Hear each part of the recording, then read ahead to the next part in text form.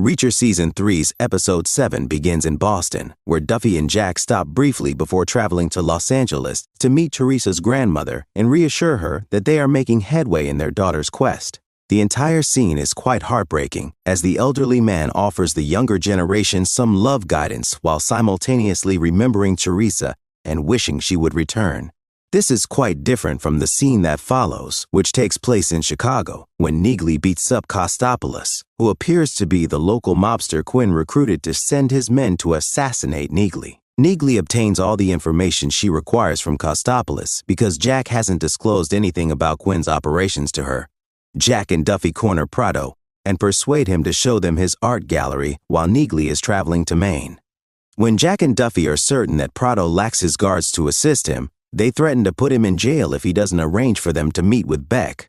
When Prado complies with Jack and Duffy's orders, Duffy calls the DEA, who immediately jump in to try to learn more about him.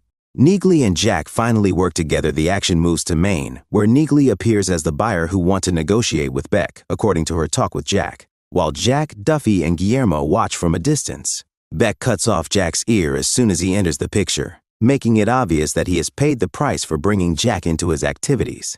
He has also stopped Quinn from harming Richard in the process. However, that does not imply that Beck is exempt.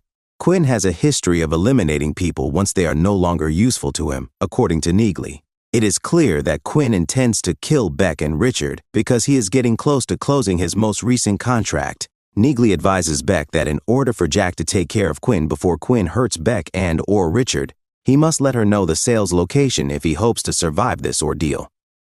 Neagley advises her as much as he can about the sale and the location of Teresa's detention, as Jack is essentially powerless without it. We get our first look at Teresa, who is being detained in the basement of an abandoned warehouse and given medicines to keep her from raising a fuss, even though the location of the auction is still a mystery. While they await Beck's call, Jack, Duffy, Neagley, and Guillermo make plans for the future. When the Yemeni buyers arrive to talk with Beck and Quinn, Guillermo focuses on Sanford Seacoast Regional Airport as the one they will utilize.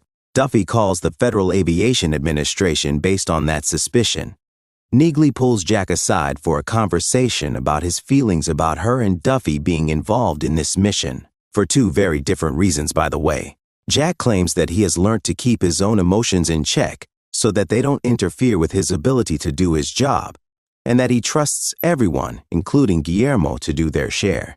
Beck fulfills his end of the agreement in a brief scene set in the Beck home. Richard and Beck exchange a bittersweet moment over the birthday present Richard got Beck, during which Beck acknowledges his shortcomings as a father, and Richard largely forgives him.